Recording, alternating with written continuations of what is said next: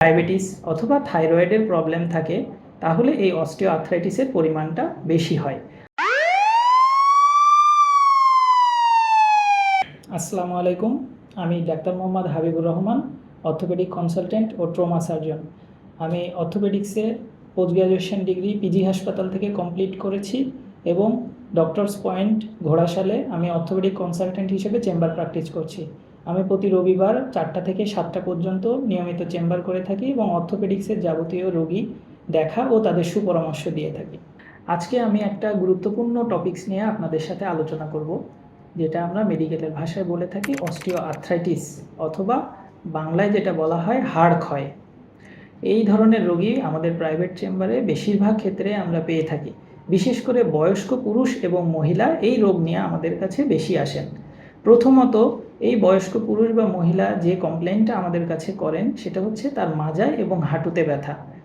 স্বভাবত বয়স বাড়ার সাথে সাথে হাড্ডি নরম হয়ে যায়, যার কারণে এই মাজা এবং হাঁটুর উপরে বেশি প্রেশার পড়লে হাড্ডি ক্ষয় হয়ে যায়, যেটাকে আমরা বলি অস্টিওআর্থ্রাইটিস।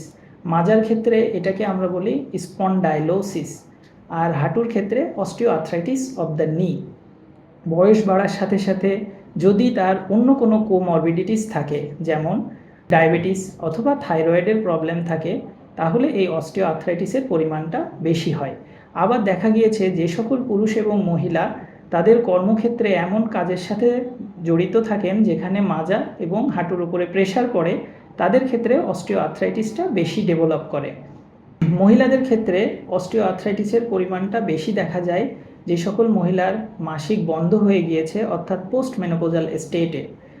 এছাড়াও যে সকল মহিলা মাসিক বন্ধ হয়ে যাচ্ছে এমন বয়সে আছেন, তাদের ক্ষেত্রেও এই সমস্যাটা বেশি দেখা যায়। অস্টিওআর্থ্রাইটিস হলে আমাদের করণীয় কী? আমাদের প্রথম করণীয় হচ্ছে মাজা এবং হাঁটুর ওপরে প্রেশার পড়ে এমন কোনো কাজ না করা।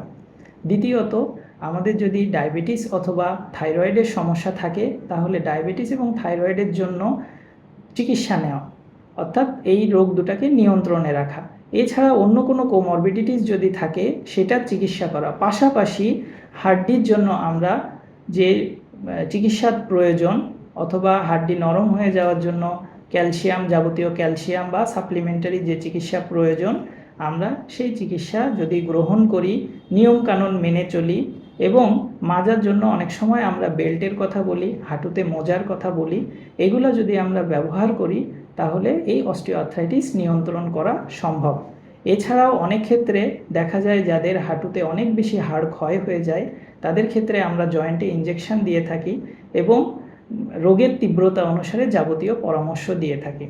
অস্টিওআর্থ্রাইটিসের সুপরামর্শ এবং যাবতীয় চিকিৎসার জন্য আপনারা ডক্টরস পয়েন্ট কনসালটেশন সেন্টারে যোগাযোগ করতে পারেন। আমি ডাক্তার মোহাম্মদ হাবিবুর রহমান এখানে প্রতি রবিবার 4টা থেকে 7টা পর্যন্ত বসি এবং অর্থোপেডিক্সের যাবতীয় রোগের সুপরামর্শ দেয়া, প্লাস্টার করা, জয়েন্টে ইনজেকশন দেয়া এবং প্রয়োজনে অপারেশন করে থাকি। সবাই ভালো থাকবেন, সুস্থ থাকবেন। আসসালামু আলাইকুম।